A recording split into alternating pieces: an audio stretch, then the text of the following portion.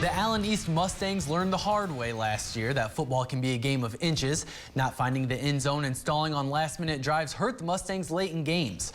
For a team that has not had a winning record since 2006, these examples stick out. 2 games were lost by 1 point and a third by 6. Flip the results and you have a winning record. But everyone has 20/20 hindsight and the Mustangs are moving forward. Our countdown to kickoff brings you inside the herd in Allen East. Countdown to Kickoff is brought to you by Metzger Financial Services. Call today for your free no-obligation consultation. A 3-7 outing would be the season record of the Allen East Mustangs in 2014. Another losing season in the books and a tough lesson learned about a game of inches. A little disappointing, but we're right there.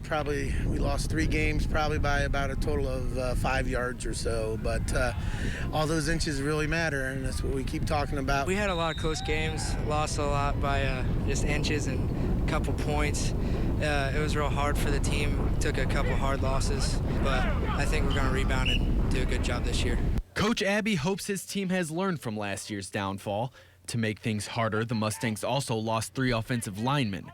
A young line can be problematic, but new quarterback Spencer Miller is confident in a turnaround this year and his O-line's abilities. This is the year, I feel like, because we have a lot of people coming back and our line's looking good and we're all working hard in practice. Miller, the former H-back for the Mustangs, led his team in receiving last year, hauling in 5 touchdowns and averaging just over 17 yards per catch. Coach Abbey likes giving the playmaker as many touches as he can. We're taking him from a halfback position, and we're letting him have the ball in his hand every snap now, and we're moving him back to quarterback. We're still running our wing tee, but we'll be back in the gun a little bit more this year and trying to showcase him a little bit. Another helpful asset is returning running back Logan Schick. In his junior year, he rushed for over 1,000 yards and 11 touchdowns for the Mustangs. The second-team all-conference back is focused on bringing Allen East back to a winning program.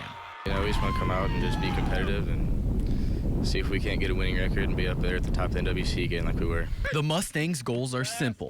Achieving them is a different story.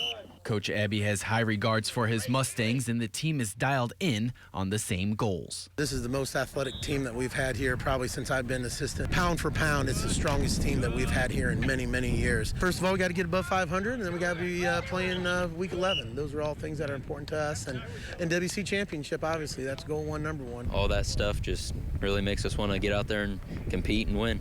We want to go out. We want to compete with those top teams in the conference every year.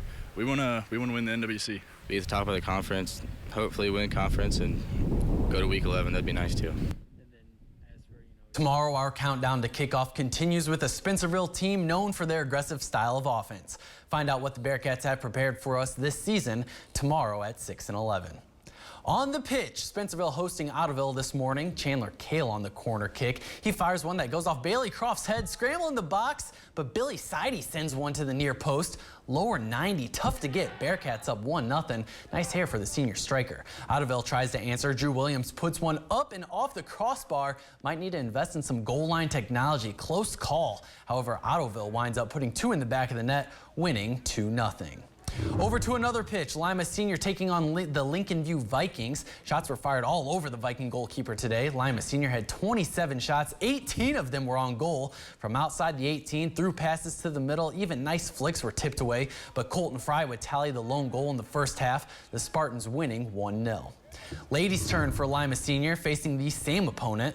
Spartans already up 3-0 when Skylar Quintero puts the corner toward the middle. Morgan Marshall fires, blocked, but put back in the middle for Taja Upshaw to clean up. Lima Senior up 4-0. Handball in the 68th minute. Essence Cowan standing strong to preserve her shutout.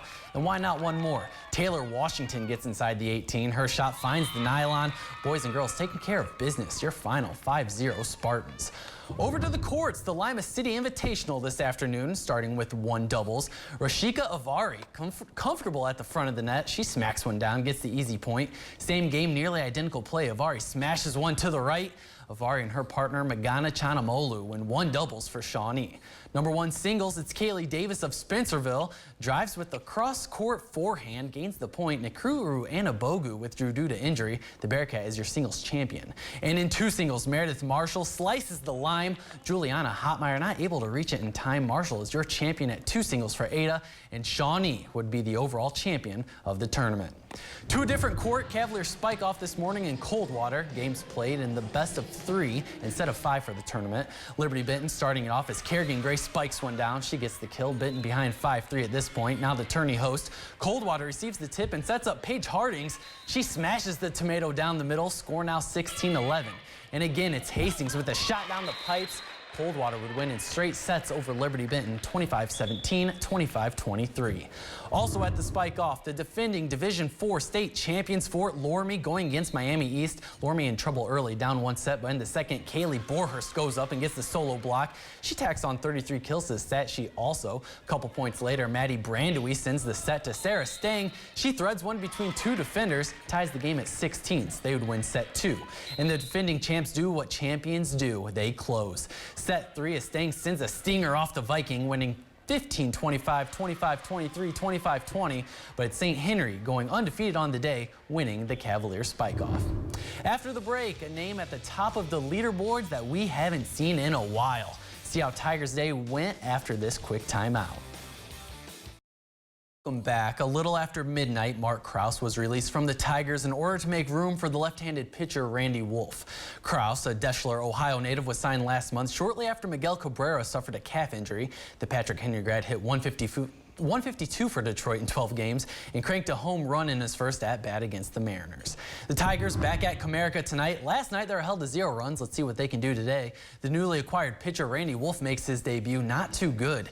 He goes 7 innings, gave up 4 runs on 9 hits while striking out 5. Tigers down 5 entering the 9th. Ian Kinsler has had enough. Swift stroke, smokes one deep to left. Iglesias and Davis come to score, but that would be it. They will regroup and try to avoid their 3rd straight loss as they battle the Rangers one more time tomorrow. Now a different Tiger. This one at the links, 3rd round in the books, and Tiger doing well. On the 5th for birdie, nice slow roller that drops into the cup, allowing him to regain the lead at 13 under. Then he finds some trouble on the 10th, chipping and putting a little too much. Watch the ball roll and roll.